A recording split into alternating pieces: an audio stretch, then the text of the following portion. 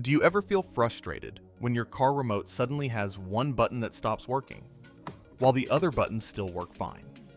And getting it repaired feels like a real hassle and waste of time. Today, I will show you a simple way to fix this problem at home with basic tools and careful steps. Turn the remote over and check the seam line around the case. Most remotes have a small slot for opening.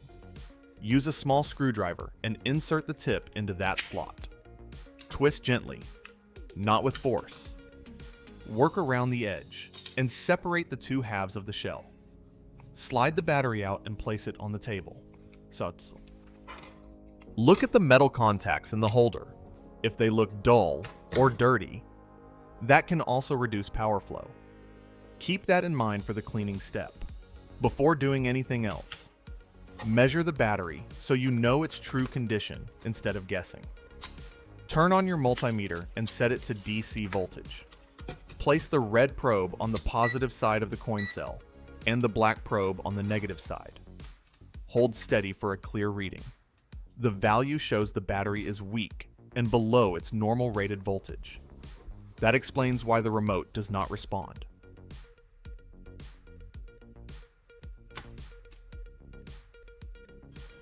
Before we move on, share your city and state. It helps me make better projects for you.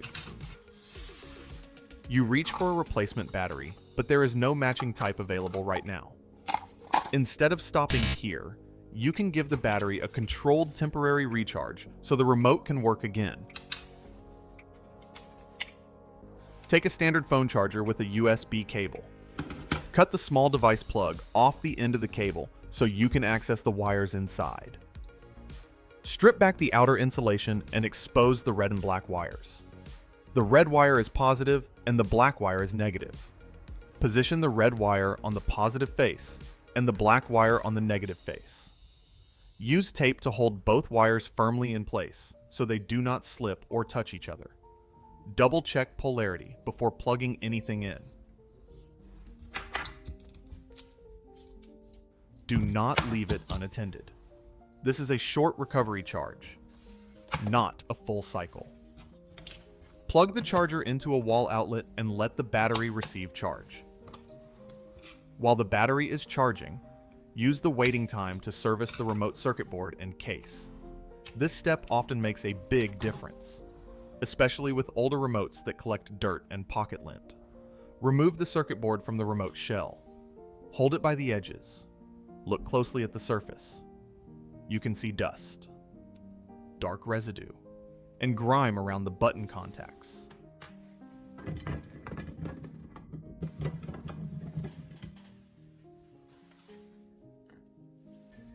Spray a small amount of WD-40 into a cup, not directly onto the board.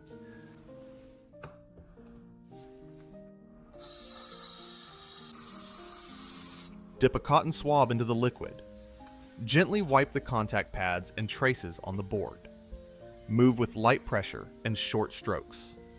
Change to a fresh swab when it turns dark. Continue until the pads look clean and metallic again. Careful cleaning helps restore good electrical contact when the buttons are pressed. Continue with a new cotton swab and clean around the chip legs and battery terminals on the board. Work slowly and keep the swabs slightly damp, not dripping. Avoid flooding the board. Focus on visible dirt and oxidation. When finished, set it aside to air dry for a few minutes. Pick up the plastic shell halves and the rubber button pad. Dip another swab into the WD-40 from the cup and wipe the inside surfaces of the plastic case. Clean the grooves around each button opening. Dirt often builds up there and blocks smooth movement.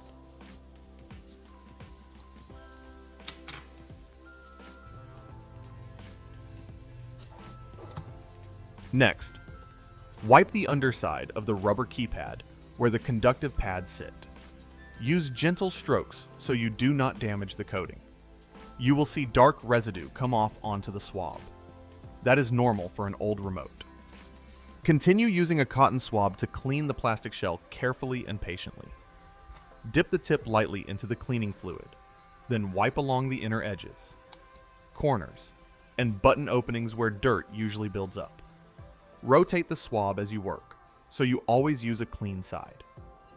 Press gently and follow each groove so no residue stays behind. If the swab turns dark, switch to a new one and keep going. Take your time with this step. A clean plastic shell helps the buttons move freely and improves contact when you reassemble the remote. After cleaning, use a dry cloth to wipe every part again. Remove leftover moisture from the board, rubber pad, and plastic shell. Check that nothing feels wet to the touch. Dry parts reduce the chance of contact problems later.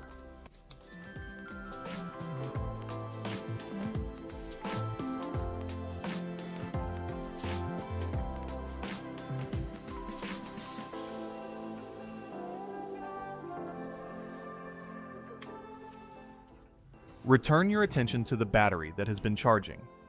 Unplug the charger from the wall first, then remove the tape and wires from the battery.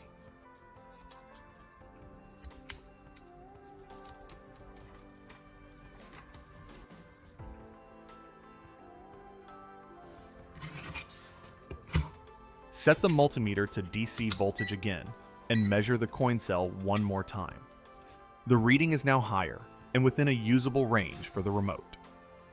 This shows the recovery charge worked. It is not a permanent fix, but it gives the battery more service time.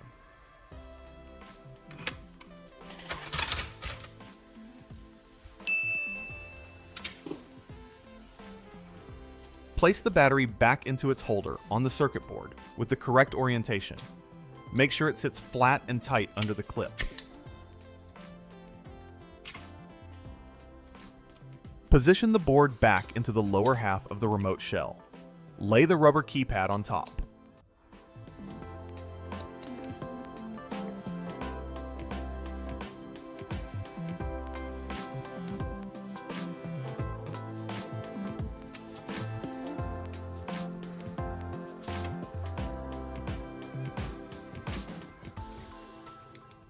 Aligning each button with its matching contact on the board.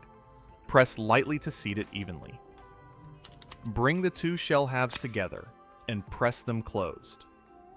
Work around the edges with your fingers until every clip snaps into place. Give the remote a light squeeze to confirm it is fully seated.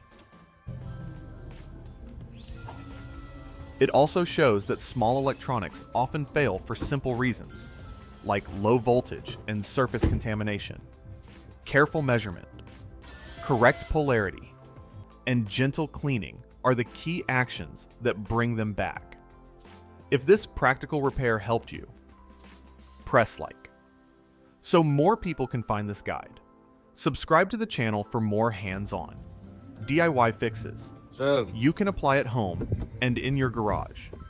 Leave a comment and share what device you want to repair next, and what method has worked for you. Your idea may be used in an upcoming video.